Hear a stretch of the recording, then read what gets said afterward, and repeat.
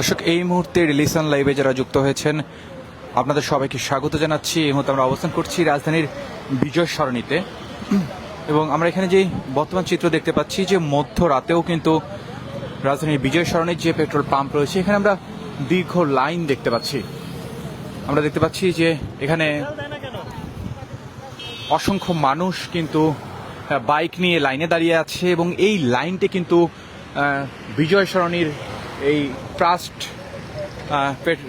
Petrol pump থেকে এটি কিন্তু জাহাঙ্গীর গেট হয়ে একেবারে মহাখালী পর্যন্ত চলে গিয়েছে এবং যে সময় আসলে মধ্যরাতে মানুষের আসলে সারাদিন কর্মব্যস্ততা শেষে যখন আসলে বাড়ি ফেরার সময় হয় তখন আসলে বাড়ি ফিরতে তারা পারেন না। তারা আসলে এই পাম্পের সামনে দীর্ঘ লাইনে দাঁড়িয়ে তেল নেন এবং সকালবেলা কিন্তু আবার তাদেরকে অফিসে ছুটতে হবে।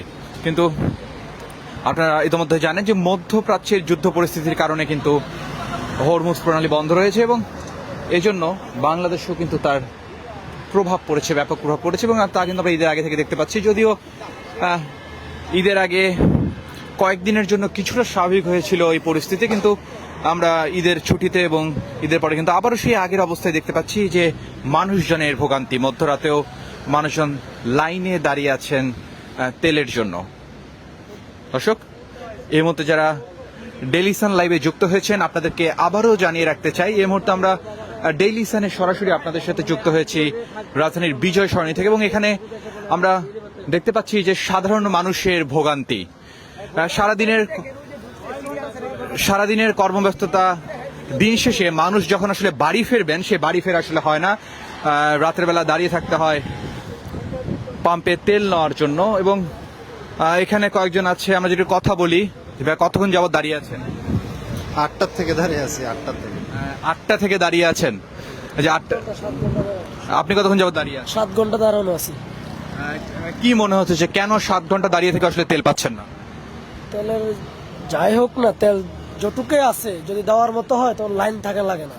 তেলের সবগুলো স্টল বন্ধ রাখছে, একটা লাইন থেকে ভিআইপি বেশি আর কি।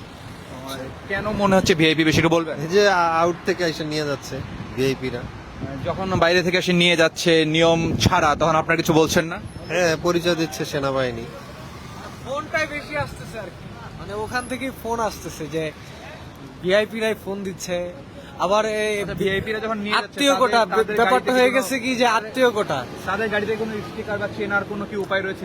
সেটা পরের কথা, কিন্তু আমার কথা হচ্ছে এই গাড়ির সাথে কথা বলেন, এটার সাথে কিছু আছে কিনা, এর সাথে কথা বলেন, এর সাথে এই যে গাড়িটা, এনার কোনো স্টিকার নেই, আত্মীয় পর্যন্ত এনার সাথে কথা বলে দিচ্ছে, এনার সাথে কথা বলে তেল দিচ্ছে। আর না ওনার দিচ্ছেন আপনি আর্মি ফ্যামিলি, উনি আর্মির লোক? উনি আর্মির লোক না, আমি তেল দিয়ে দিচ্ছি না। আচ্ছা, এখানে অনেকজনই অভিযোগ করছে আসলে লাইন বহির্ভূতভাবে অনেকজনকে তেল দেওয়া হচ্ছে, আসলে কেন একটু বলবেন? আমরা লাইভে রয়েছি সরাসরি ডেইলি সানে। লাইনে আপনি থাকেন, সেনা কর্মকর্তাগুলোকে লাইন ছাড়া তেল দেওয়া হয় না, ওরা বলছে উনি যারা নিয়ে যাচ্ছে সেনা কর্মকর্তা না, সেনা কর্মকর্তার ফ্যামিলির লোক, ওরা সেনা কর্মকর্তার ফ্যামিলি, সেনা ফ্যামিলি। আচ্ছা, যেমনটা বলছিলেন যে লম্বা সময় লাইনে দাঁড়িয়ে থেকেও আসলে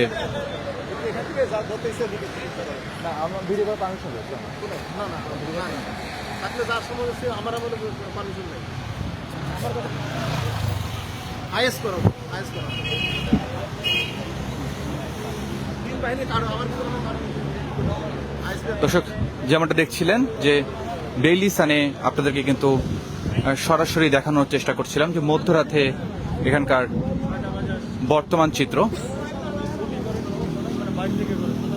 এবং আপনাদেরকে যদি একটু দেখানোর চেষ্টা করি এখানকার লাইন কত লম্বা, আপনাদেরকে যদি দেখানোর চেষ্টা করি যে পাম্পের সামনে থেকে এই লাইনটা শুরু হয়েছে, কিন্তু এই লাইনটা আসলে কোথায় গিয়ে শেষ হয়েছে তার আসলে ঠিক ঠিকানা নয়। এখানে যদি আমরা আরেকজনের সাথে কথা বলি, ভাই কতক্ষণ যাবত দাঁড়িয়ে আছে? 6 ঘন্টা। এই যে 6 ঘন্টা যাবত লাইনে দাঁড়িয়ে থেকেও তেল পাচ্ছেন না, মানে কি মনে হয় কেন আসলে এই ভোগান্তি? অনেকে লাইন ছাড়া ঢুকছে, তারপরে সিরিয়াল মেনটেন করতেছে না, এক নজেলে তেল দিচ্ছে, এত বাইক থাকার পরে যদি কেউ এক নজলে তেল দেয় তাহলে তো এটা ব্যবস্থাপনার ব্যাপার আছে। সমস্যা হলো ভাই মানুষের, আমরা মানুষ খারাপ, জাতি খারাপ, ঠিক আছে, এবং সরকারও খারাপ। এই রেশনিং পদ্ধতি দিয়ে আরো সমস্যা সৃষ্টি করছে এখানে, আর কিচ্ছু না, নাথিং এলস, ঠিক আছে। না, বলা তো হচ্ছে যে রেশনিং পদ্ধতি আসলে তুলে দেওয়া হয়েছে। কোথায় তুলে দেওয়া হয়েছে? এই এটা তো ক্রেডিটার যে, তাহলে তো এত লাইন লাগে না। এত লাইন লাগে? আপনার পেট্রোল পাম্পগুলি তেল দিচ্ছে কেন কেন আপনি বলেন? এটার কি যুক্তি আছে? We don't know, we are আম পাবলিক, ঠিক আছে। আমাদের কাছে যে তথ্য রয়েছে যে এখানে কিন্তু একসাথে আসলে 4টা বাইকে তেল দেওয়ার মতো তাদের ক্ষমতা। না, আপনি দেখেন, আপনি যান ভিতরে ঢুকে দেখেন, আপনি কয় নজলে তেল দিচ্ছে, আপনি নিজেই দেখেন, আপনি ভিডিও করেন, দেখেন কয় নজলে তেল দিচ্ছে।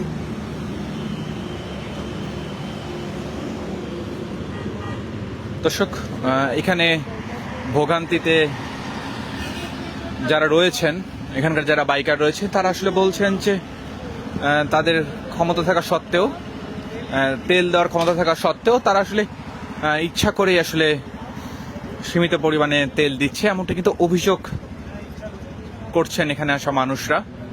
এবং আপনাদেরকে মধ্যরাতে ডেইলি সানে সরাসরি দেখানোর চেষ্টা করছিলাম। আপনাদেরকে যদি একটু দেখানোর চেষ্টা করি যে পাম্পের সামনের এই লাইন কোথায় গিয়ে শেষ হয়েছে, সেটি আসলে আমি এখান থেকে দাঁড়িয়ে দেখতে পাচ্ছি না। এবং আমি পাম্প থেকে হাঁটতে শুরু করেছি, অনেকটা হেঁটে এসেছি, এরপরেও এই লাইন আসলে শেষ হচ্ছে না। যেমনটা আপনাদেরকে বলছিলাম, এবং ধারণা করা হচ্ছে যে এখন ইতোমধ্যে এই লাইন সম্ভবত মহাখালীও ছাড়িয়ে গিয়েছে। অশোক, যেমনটা বলছিলাম যে সারাদিনের কর্মব্যস্ততা শেষে মানুষ যখন বাড়ি ফিরবেন, সেই সময়টাতে সেই ক্লান্ত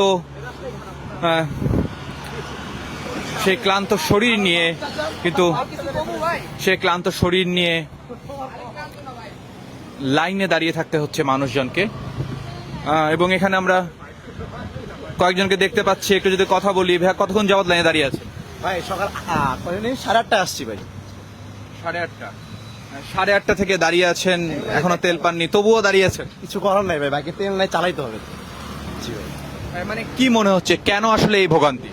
প্রবলেম হচ্ছে ভাই রেফারেন্স আর্মি অফিসার, ঠিক আছে, ওনাদের নিফিউ, তারপর হচ্ছে গিয়ে ওনাদের কাজিনস, ওনারা এসব তেল নিচ্ছে, যার কারণে আমরা সিলেটে দাঁড়ায় আছি। লাস্ট 1 ঘন্টা ধরে আমরা এখানেই বসে আছি, না আগাচ্ছে না পিছাচ্ছে।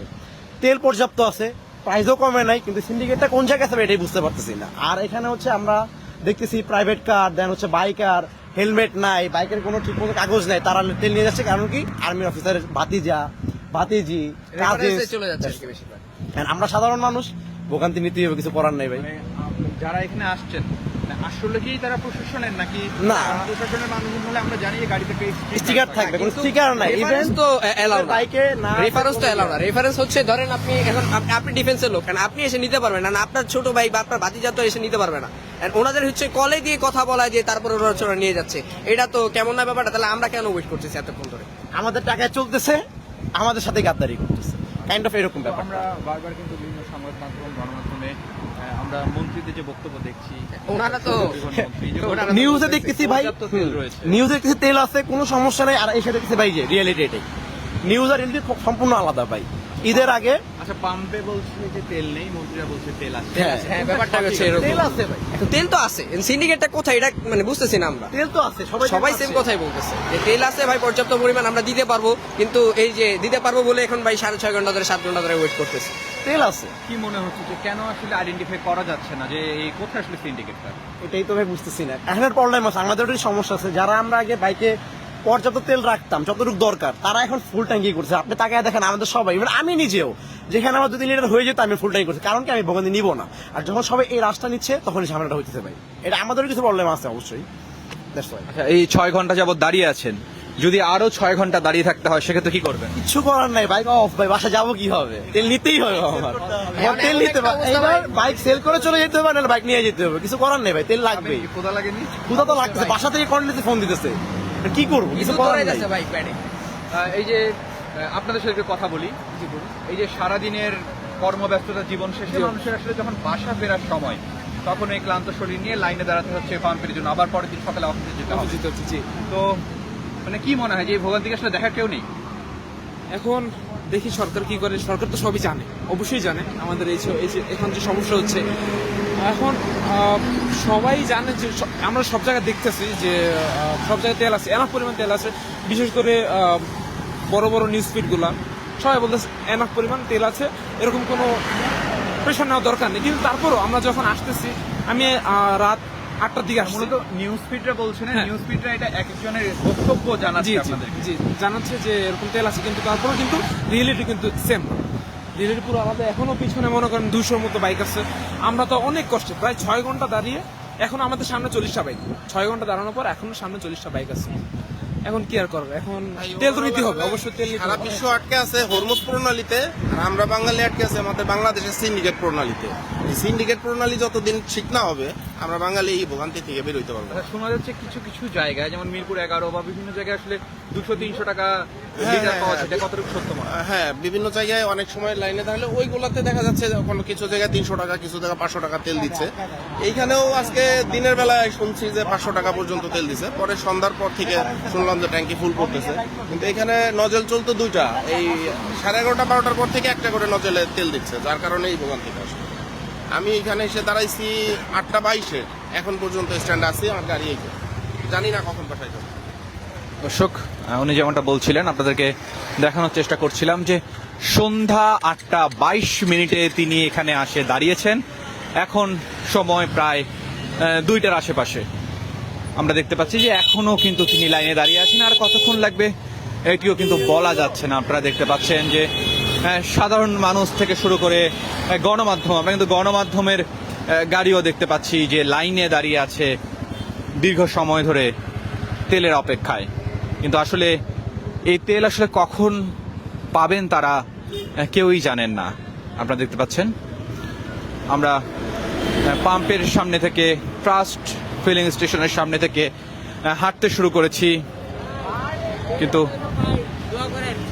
তেল যেন পাই ভাই, 4 ঘন্টা হইছে ওয়েট করতেছি। আমরা দেখতে পাচ্ছি যে মানুষের ভোগান্তি। কেউ বলছেন 4 ঘন্টা, কেউ বলছেন 5 ঘন্টা ধরে লাইনে দাঁড়িয়ে আছেন, কিন্তু এই তেল আসলে পাচ্ছেন না। এবং এই লাইন কোথায় গিয়ে শেষ হচ্ছে, কোথায় গিয়ে শেষ হয়েছে, সেটি কিন্তু আসলে বোঝা যাচ্ছে না। কারণ আমরা হাঁটতেই আছি এবং বিজয় সরণি সেই ট্রাস্ট ফিলিং স্টেশনের সামনে থেকে হাঁটতে হাঁটতে আমরা এই মুহূর্তে প্রধানমন্ত্রীর কার্যালয়ের সামনে আছি এবং আমরা জাহাঙ্গীর গেট পর্যন্ত দেখতে পাচ্ছি যে বাইকের লম্বা লাইন। মানে এই বাইকের যে লাইন কোথায় শেষ হয়েছে সেটি কিন্তু আমরা আসলে দেখতে পাচ্ছি না এই মুহূর্তে। টুকুরে কুয়েন, মন্ত্রী টুকুরে কুয়েন, যে তেল ভাইয়া পড়তেছে।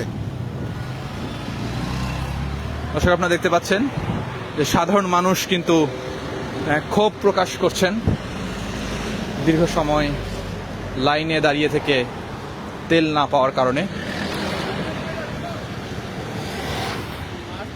আপনাদেরকে ডেইলি সানে সরাসরি দেখানোর চেষ্টা করছিলাম যে মধ্যরাতেও আসলে বাইকারদের দীর্ঘ লাইন। শুধুমাত্র বাইক নয়, এখানে আমরা ট্রাক দেখতে পাচ্ছি, বাস দেখতে পাচ্ছি, বিভিন্ন ধরনের গাড়ি দেখতে পাচ্ছি লাইনে দাঁড়িয়ে আছে তেলের জন্য, তেলের অপেক্ষায়।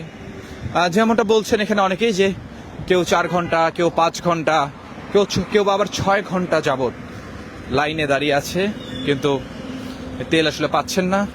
এবং এখানে আসা বেশিরভাগ লোকজনই আসলে, বেশিরভাগ মানুষই যেটি বলছেন যে এই লাইনটি আসলে এগোচ্ছে না। তারা অভিযোগ করছেন যে পাম্পে যারা কর্তৃপক্ষ রয়েছে তারা আসলে ইচ্ছা করেই কর্তৃপক্ষ দেরি করছে। দর্শক, এই মুহূর্তে যারা ডেইলি সান লাইভে যুক্ত হয়েছেন আপনাদেরকে জানিয়ে রাখতে চাই, এই মুহূর্তে আমরা রাজধানীর বিজয় সরণিতে ট্রাস্ট ফিলিং স্টেশনের সামনে আছি এবং এখানকার বর্তমান চিত্র আসলে আপনাদেরকে দেখানোর চেষ্টা করছিলাম। আমরা এখানে যেমনটা দেখতে পাচ্ছি যে মধ্যরাতেও রাজধানীর পেট্রোল পাম্প ট্রাস্ট ফিলিং স্টেশনে কিন্তু লম্বা লাইন দেখতে পাচ্ছি। শুধুই যে বিজয় সরণি এমনটা নয়, মিরপুর, রমনা পাম্প থেকে শুরু করে যে কয়েকটি পাম্পের মধ্যে খোলা আছে সবগুলোতে কিন্তু আমরা দীর্ঘ লাইন দেখতে পাচ্ছি এবং আমরা সবগুলো পাম্পের সামনে দেখতে পাচ্ছি মানুষের ভোগান্তির আসলে শেষ নেই। সন্ধ্যা থেকে সন্ধ্যা 8টা 9টা থেকে কেউ কেউ লাইনে দাঁড়িয়েছেন এবং এখন প্রায় 2টা বাজে, এখন কিন্তু সেই লাইন কিন্তু শেষ হচ্ছে না। এই মতো যদি আমরা একজনের সাথে কথা বলি, জানতে চাচ্ছিলাম যে সারাদিনের কর্মব্যস্ততা শেষে এখন আসলে বাসা ফেরার সময়, এই সময় আসলে লাইনে দাঁড়িয়ে আছেন, অনুভূতি কেমন? অনুভূতিটা অত্যন্ত খারাপ, অনুভূতি একদমই ভালো না। দেশের এরকম সংকটে, এরকম পরিস্থিতিতে জনগণের অনেক অনেক বিভ্রান্তিতে আছি আমরা। আমাদের দেশের অনেক সংকট, তেলের যে সংকটটা দেখা দিচ্ছে, এই সংকটের জন্য আপনাদের কাছে একটাই অনুরোধ, এটা আমাদের কর্তৃপক্ষ যিনি আছেন, সরকার, গণপ্রজাতন্ত্রী বাংলাদেশ সরকারকে, ওই যে ওনার কাছে আমাদের প্রস্তাবটা দেওয়াটা খুব জরুরি, কারণ আমরা অনেক ভোগান্তিতে আছি। কি মনে হচ্ছে যে ভোগান্তিকে আসলে দেখার কেউ নেই না, নাকি কেউ দেখেও দেখছেন না? কেউ দেখেও দেখছেন না এরকম মনে হচ্ছে আর কি। ভোগান্তি দেখার কেউ নেই বলতে ভুল হবে। হ্যাঁ, আমি বিগত 5 ঘন্টা লাইনে দাঁড়িয়ে আছি। 5 ঘন্টা যাবত লাইনে দাঁড়িয়ে আছি। অফিস শেষ করে যদি এমন হয় যে আরো 5 ঘন্টা দাঁড়িয়ে থাকতে হয়, সেক্ষেত্রে কি করবেন? তেল তো নিতেই হবে। হ্যাঁ, আগামীকাল অফিস, আমাদের তেল তো লাগবেই।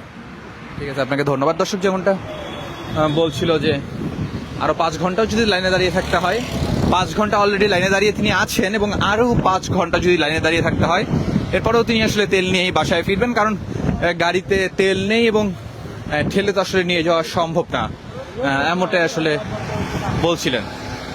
আমরা এখানে দেখতে পাচ্ছি যে অসংখ্য মানুষ লাইনে দাঁড়িয়ে আছেন, তারা ক্ষোভ প্রকাশ করছেন এই ব্যবস্থাপনার উপর, এবং আপনাদেরকে ডেইলি সানে সরাসরি দেখানোর চেষ্টা করছিলাম। এবং আমরা যেখানে তেল দিচ্ছে, বলা হচ্ছে যে সেই জায়গায় ইচ্ছা করে ডিলে করা হচ্ছে, কিন্তু সেই জায়গায় আমরা পৌঁছাতে পারছি না। আমরা অলরেডি সেখানে যাওয়ার চেষ্টা করেছি, কিন্তু সেই জায়গায় আসলে ক্যামেরা নিয়ে প্রবেশ করতে দিচ্ছেন না কর্তৃপক্ষ।